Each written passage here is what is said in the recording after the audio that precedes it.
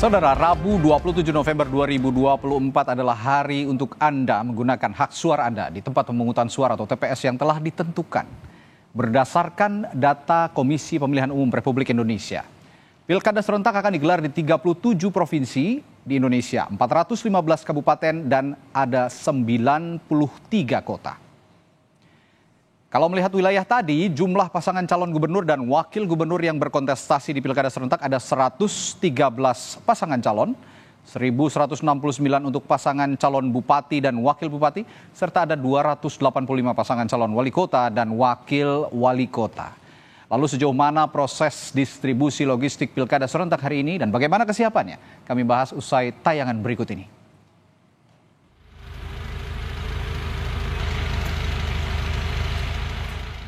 Ketua KPU RI Muhammad Afifuddin menegaskan 2 hari jelang Pilkada serentak, distribusi surat suara sudah di atas 99%.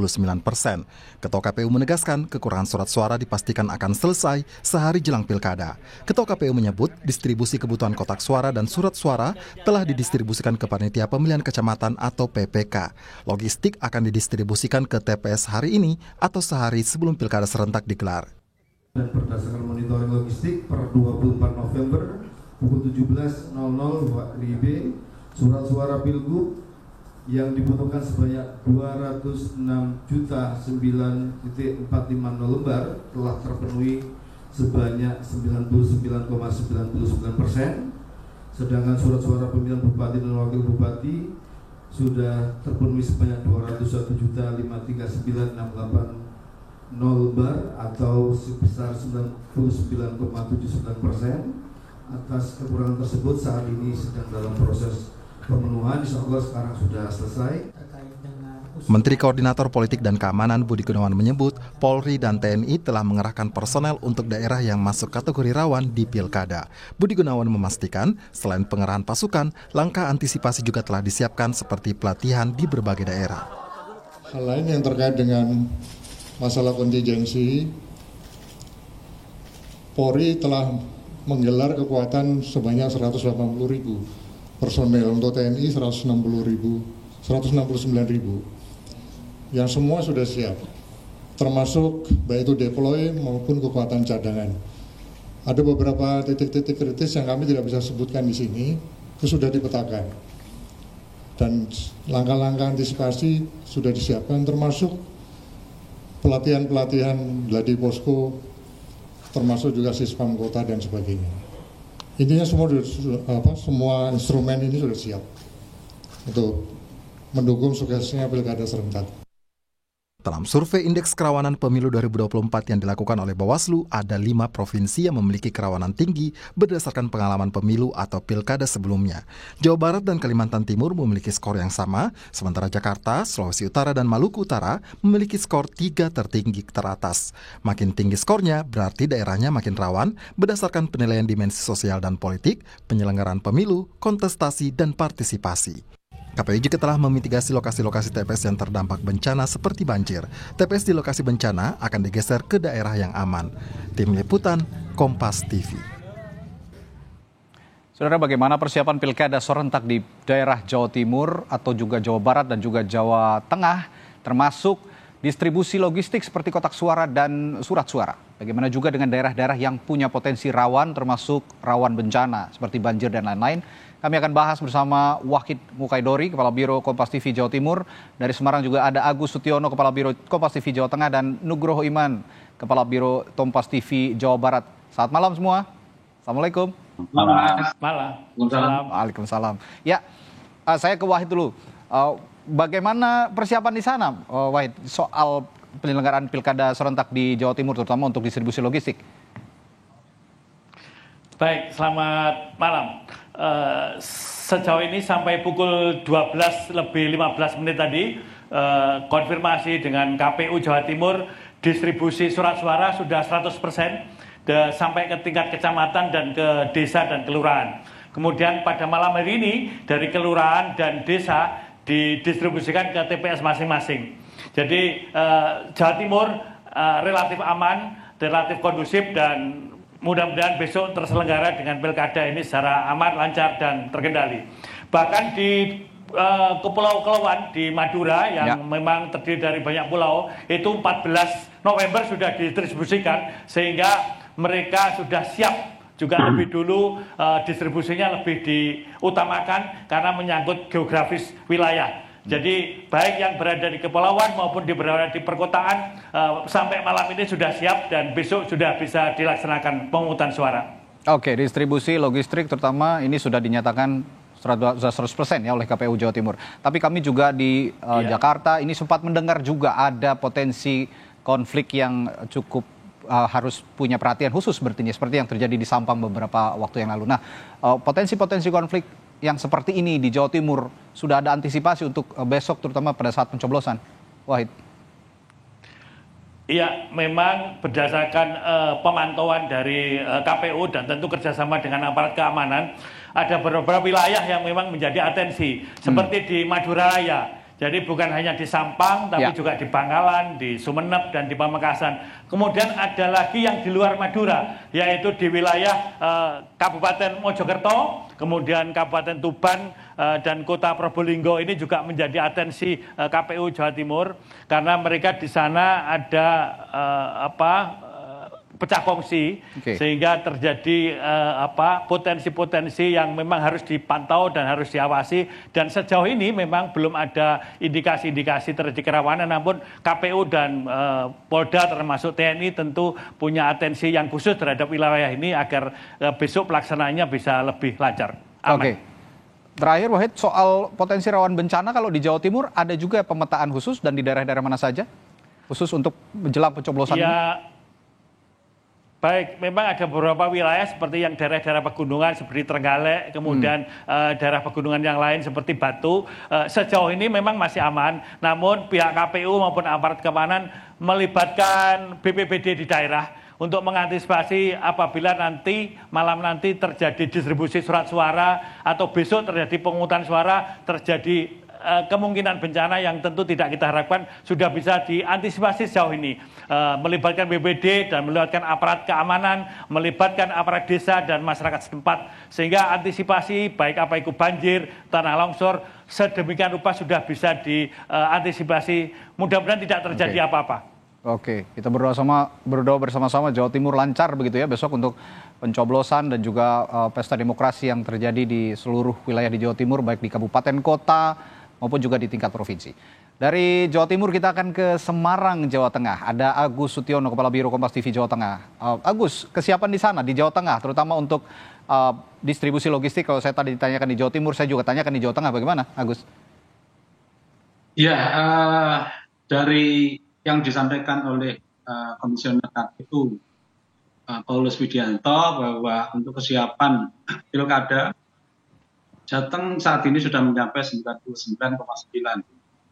Artinya Jawa Tengah memang sudah siap untuk melakukan pilkada secara langsung, termasuk distribusi dan juga kesiapan-kesiapan yang.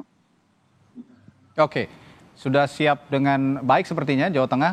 Tapi juga yang menarik adalah Jawa Tengah punya beberapa topik politik yang juga disorot nih ya, terutama untuk tingkat provinsi, pemilihan gubernur Jawa Tengah. Ada endorser tertentu kepada calon-calonnya seperti Andika dan juga Hendrar Prihadi maupun juga maupun juga dari Muhammad Lutfi dan Tas Yassin. Ini ada dua kekuatan besar sepertinya di sana, ada PDI Perjuangan dan sosok Presiden ke-7 Republik Indonesia. Ada analisis soal ini, Agus, jelang potensi pencoblosan besok? Ya, memang ada endorsement dari Pak Jokowi dan Presiden Prabowo. Tapi setelah kita konfirmasi juga ke pasangan Andika dan juga Hendi, mereka cukup memaklumi, hal tersebut juga tidak mempengaruhi mereka dalam melakukan sosialisasi dan meyakinkan masyarakat bahwa mereka adalah pasangan yang sudah siap untuk memimpin Jawa Tengah. Itu juga bisa terlihat dari survei sebelumnya bahwa Andika yang muncul belakangan itu berpasangan dengan Hendy, surveinya awalnya sangat rendah, kemudian belakangan sudah bisa beriringan dengan pasangan Lutfi dan Tadj Yassin. Ya, yang juga harus diantisipasi Agus, karena ini punya dua pasangan calon yang punya kekuatan di balik itu yang cukup baik begitu, cukup kuat begitu. Kim yang mendukung Tadj Yassin Maimun dan juga Muhammad Lutfi, dan PDI Perjuangan yang punya suara begitu masif di Jawa Tengah. Ada pengamanan maupun potensi-potensi yang harus diwaspadai soal dukungan besar yang ada di Jawa Timur ini, di Jawa Tengah ini maksud saya, Agus. Ya, justru untuk keamanan Jawa Tengah relatif kondusif ya. Kemarin juga ada rapat koordinasi yang diikuti oleh stakeholder. Yang intinya mereka sepakat, mereka mendukung untuk pelaksanaan pilkada ini akan berlangsung secara aman dan kondusif. Nah, begitu juga kondisi kondusif ini sebenarnya sudah dicontohkan oleh kedua pasangan calon.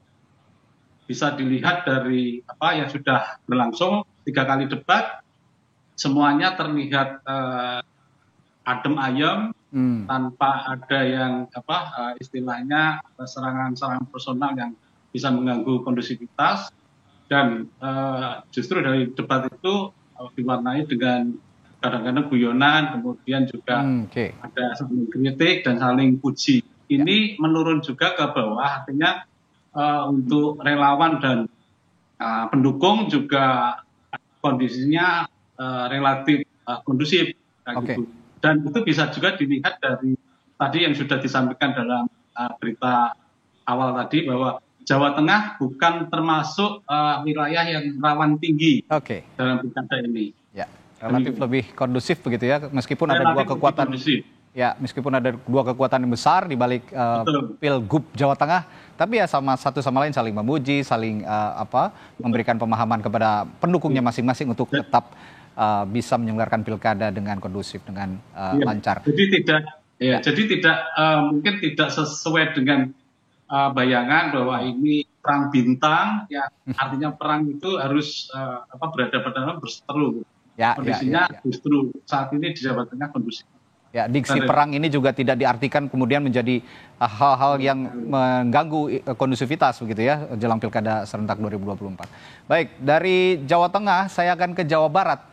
Ada Kepala Biro Kompas TV Jawa Barat Nugroho Iman Santoso. Nugroho, kalau melihat Jawa Barat potensi bencana, rawan bencana ini juga tinggi karena memasuki musim penghujan. Di sana banyak daerah pegunungan, ada juga beberapa daerah yang masuk di laut. Distribusi logistiknya masih lancar atau ada gangguan sejauh ini? Ya, selamat malam Radi. Ya. Untuk Jawa Barat mengenai distribusi logistik untuk pilkada yang insya Allah kita laksanakan besok, sampai sejauh ini sudah lancar dan sudah diterima di masing-masing TPS. Laporan dari teman-teman kita di lapangan, semua sudah siap menyelenggarakan pemilu. Saya sempat memantau TPS-TPS di sekitar wilayah Kota Bandung, sekitar kantor kami sudah mulai terpasang. Tapi bicara soal potensi kerawanan, ada dua hal yang perlu kita perhatikan. Yang pertama itu potensi kerawanan terhadap alam dan faktor non-alam.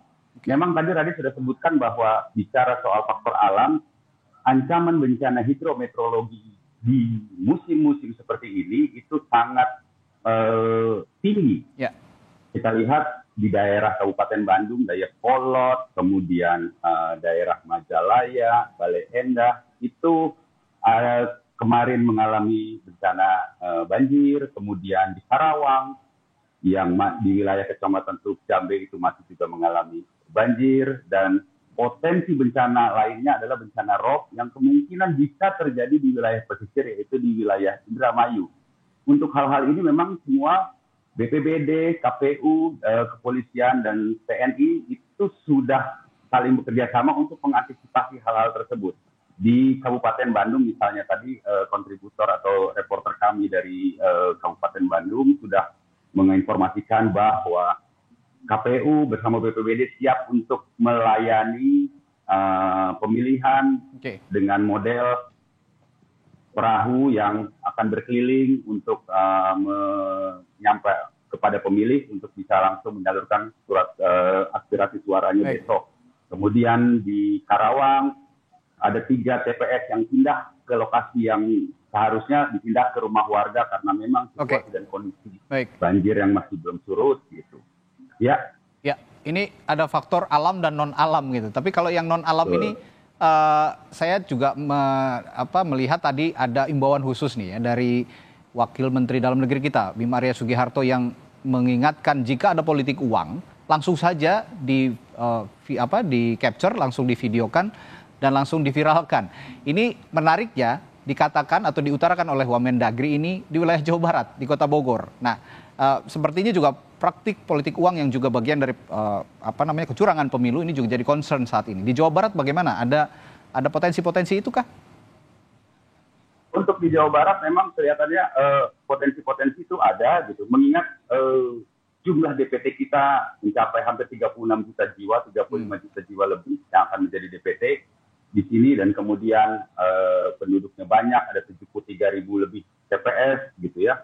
Potensi-potensi itu sangat ada, apalagi kita lihat ada 4 pasangan calon yang akan berkontestasi besok, dan mereka masing-masing tentu punya hal-hal yang ingin dilakukan supaya mereka bisa memenangi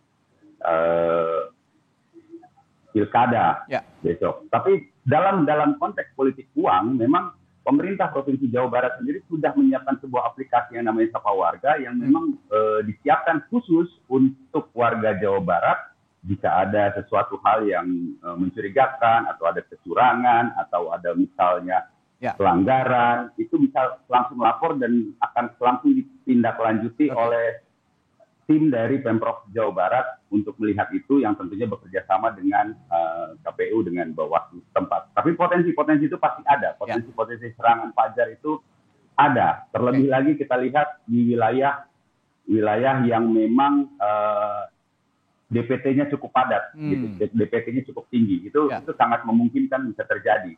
Gitu. Ya, potensi itu ada, tapi pemerintah dan penyelenggara pemilunya terutama Bawaslu sudah punya antisipasi soal itu ya. Catatannya untuk di Jawa Barat seperti itu. Baik, terakhir Nugroho, terakhir kalau ini radikal. Ya, silakan. Ya, bagaimana? Ya, silakan.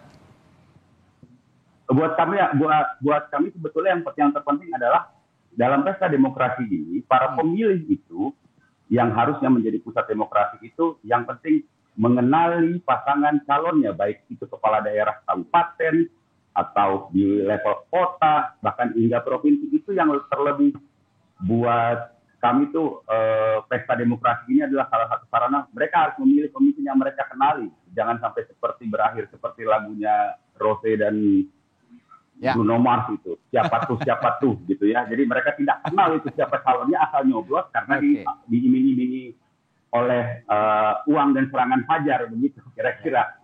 Ya, kita memilih pemimpin bukan memilih kucing dalam karung, begitu ya kira-kira. Harus tahu rekam jejak dan segala macamnya, termasuk jika ada iming-iming politik uang, ya masyarakat saya rasa sudah pintar juga. Mereka bisa memilah dan memilih mana yang pantas dipilih, mana juga yang tidak. Nah, terakhir untuk Nugroho, suasana kebatinan dari masyarakat Jawa Barat jelang pencoblosan besok, bagaimana? Dalam pantauan saya sehari ini, saya melakukan beberapa hubungan telepon dengan teman-teman reporter di lapangan, dan saya juga ke lapangan. Saya lihat bahwa mereka suasana kebatinan cukup kondusif, cukup siap untuk menyambut. Gesekan-gesekan horizontal antar warga itu juga tidak terlalu tinggi, dan dinamikanya sangat terukur sekali. Jadi sepertinya udara atau di wilayah Bandung ini mudah-mudahan menular juga ademnya ke seluruh wilayah Jawa Barat, sehingga besok kita bisa melaksanakan pilkada dengan damai, pilkada dengan tenang, dengan suhu politik yang adem, dinamika yang sangat terukur, dan tidak ada gejolak di sana-sini yang bisa menimbulkan gesekan dan gangguan keamanan secara umum, begitu tadi. Mudah-mudahan sampai saat ini situasinya sangat kondusif dan baik gitu ya untuk kita melaksanakan acara besok. Mari kita berdoa bersama untuk itu. Baik, saya tanyakan juga ke Wahid di Jawa Timur. Wahid, suasana kebatinan masyarakat di Jawa Timur terutama dari sisi pemilih begitu ya, kesiapan sisi pemilih sendiri untuk memilih calon pemimpinnya berdasarkan daerahnya masing-masing dan juga tentunya berdasarkan hati nurani masing-masing, bagaimana? Selama hari tenang 3 hari ini tidak ada laporan kepada KPU, Bawaslu maupun kepada kepolisian terhadap dinamika yang berlebihan. Jadi semuanya kondusif, tidak ada gejolak masyarakat.